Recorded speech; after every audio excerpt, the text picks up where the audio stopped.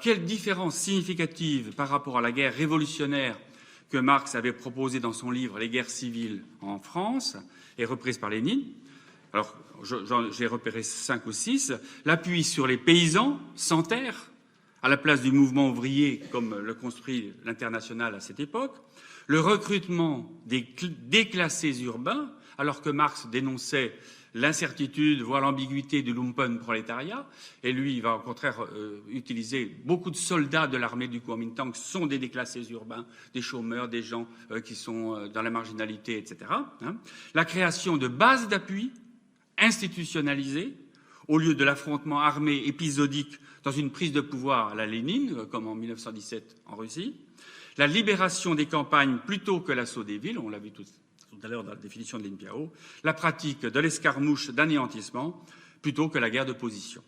Ces traits synthétisent ce qu'on appelle le maoïsme militaire, avoir confiance dans les paysans pauvres comme classe révolutionnaire, ce que n'avait pas, par exemple, Engels, qui se méfiait de la petite bourgeoisie en France, par exemple.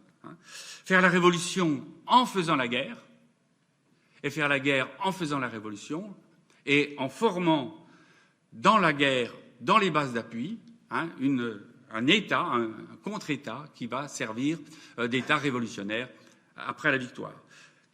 Transformer l'armée en creuset du futur État révolutionnaire. L'armée est une armée d'éducation. Donc ce sera donc une guerre révolutionnaire dissymétrique et prolongée.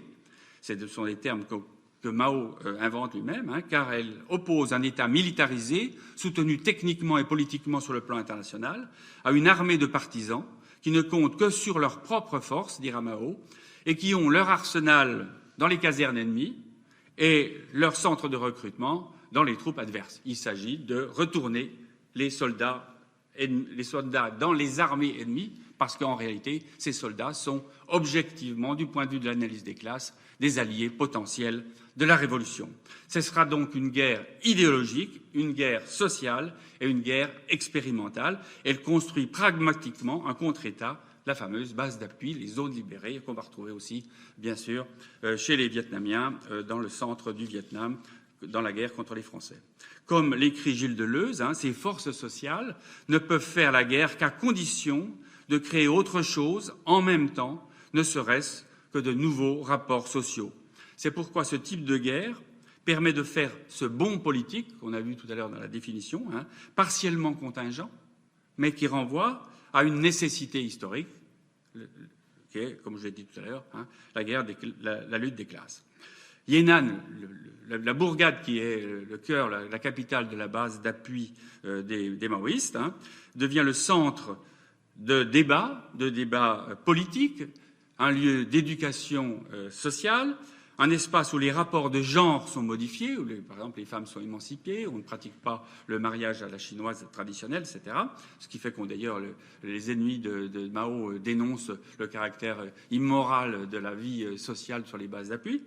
Un lieu où se formera l'homme nouveau, puisque le propre du maoïsme, c'est de construire l'utopie d'un homme nouveau, un homme qui serait à la fois militaire et paysan, et qui serait aussi intellectuel et paysan. Et nous savons bien à quel point se faire rééduquer par les paysans sera un grand projet maoïste, y compris après la prise de pouvoir. Donc, au-delà de ces pratiques, il a apporté une contribution théorique à la compréhension de la guerre.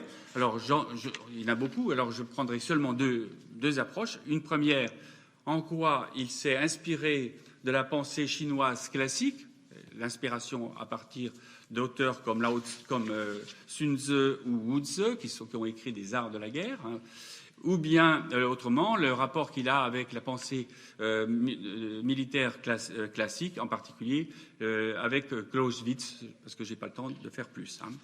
Alors, donc, Mao partage c'est un Chinois qui partage les schèmes culturels chinois, en particulier le symbolisme de l'eau. Pour exprimer, l'eau serait le symbole de l'irrésistible puissance de la multitude, des larges masses ou du peuple. Donc c'est un texte de Sun Tzu que je cite. La forme d'une armée est à l'image de l'eau. L'eau fuit le haut pour se précipiter vers le bas. Une armée évite les points forts pour attaquer les points faibles. L'eau forme son cours en épousant les accidents du terrain. Une armée construit sa victoire en s'appuyant sur les mouvements de l'adversaire. Donc Mao, je cite, il voit la résolution de la contradiction entre l'objectif et le subjectif, et la justification de la stratégie de l'encerclement des villes par les campagnes et des conseils pour les insurrections paysannes. Sun Tzu préconise encore, alors, beaucoup de textes sont empruntés à Sun Tzu, comme l'action de guérilla en attaquant par les arrières de l'ennemi pour le désorganiser, l'anticipation des problèmes économiques, si on peut affamer l'adversaire, détruire ses entrepôts, saboter ses arsenaux, etc. Évidemment, alors c'est des conseils militaires relativement généraux, qui valent à peu près dans tous les livres de stratégie pragmatique tels qu'on les trouve dans les arts de la guerre, qui sont très nombreux. Il y a au moins 5-6 grands textes d'art de la guerre, les stratagèmes, etc., qu'on retrouve à l'époque des royaumes combattants, donc à peu près entre le VIe siècle et le IVe siècle de notre ère, avant notre ère en Chine. Mais alors, une phrase très célèbre, « Sans bataille, immobiliser l'ennemi, voilà qui est parfait », Sun Tzu, comme les tans qui harcèlent le buffle. Un commandant avisé affame l'ennemi, donc comme je viens de le voir, mais surtout par la mobilisation de la population. Il empêche l'ennemi de se mouvoir et lui, au contraire, va engager une guerre de mouvement. Donc ce sont des éléments de stratégie qui ont été résumés. Alors ça se place plutôt, j'ai tort, des éléments de tactique opérationnelle qui ont été résumés par les phrases qu'on attribue toujours à Mao. L'ennemi avance, nous reculons. Il s'immobilise, nous le harcelons. Il s'épuise, nous le frappons. Il recule, nous le pourchassons. C'est ce qu'on va appeler le pragmatisme stratégique de Mao. Dans une guerre dissymétrique, il ne faut pas attaquer, ou plutôt il ne faut attaquer que lorsqu'on est sûr de gagner, lorsqu'on a établi un rapport quantitatif en faveur des attaquants, c'est-à-dire en faveur du peuple. Et au contraire, quand la contre-attaque commence, il faut se disperser et il faut se dissoudre dans la population.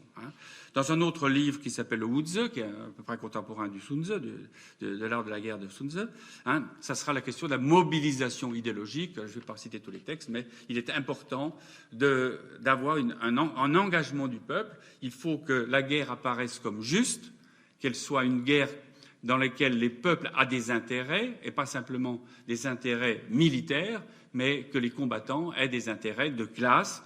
Alors évidemment, Wuzhe ne dit pas des intérêts de classe, mais dans lesquels on lutte contre les corrompus, on critique les despotes, on abatte les tyrans. Donc, et à ce moment-là, les armées ne craigneront pas les milices paysannes qui peuvent vous attaquer. Mais le cœur du sujet, à mon avis, l'apport le plus précieux de la pensée chinoise traditionnelle, c'est celle du processus de retournement. Comment faire évoluer la situation pour résoudre la contradiction entre un État fort, technologiquement supérieur, et un peuple sans armes, un peuple faible techniquement et pauvre culturellement, comme je l'ai dit, par la maîtrise du temps, de l'espace et du nombre. Donc toute la dialectique maoïste tient dans cette confiance de la capacité de changer la faiblesse en force, on le voit dans les arts martiaux, dans lequel, évidemment, on a parce qu'on avait une illusion sur la force. C'est l'exemple de l'eau que j'ai prise. Rappelons que l'eau qui coule rouille le fer, liquéfie la terre, éteint le feu, brûle le bois. Donc c'est l'élément, dans les 5 éléments de la cosmologie chinoise, c'est l'élément le plus puissant. Deuxième point que je vais aborder, c'est le rapport que Mao a avec la pensée occidentale, en particulier avec la pensée de Clausewitz.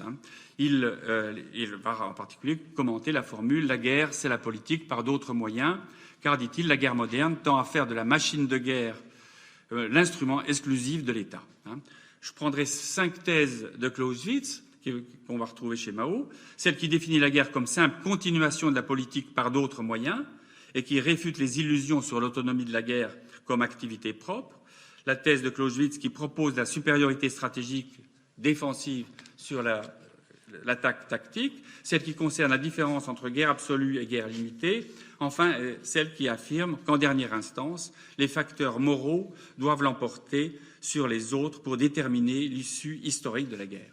Donc Mao va reprendre pratiquement ces éléments et en apportant des compléments, mais c'est des éléments qu'il va retrouver chez Clausewitz. En effet, Mao a étudié Clausewitz, il a fait à Jena, dans son petite bourgade au milieu des montagnes, un colloque en 1938 où ils vont étudier les différents textes, les différentes traductions de Clausewitz. Il va faire plusieurs conférences sur la théorie de la guerre chez Clausewitz. C'est donc vraiment un auteur qui s'est référé, comme d'ailleurs l'avait fait Lénine, comme l'avait fait Engels, aux théories classiques de la guerre entre États.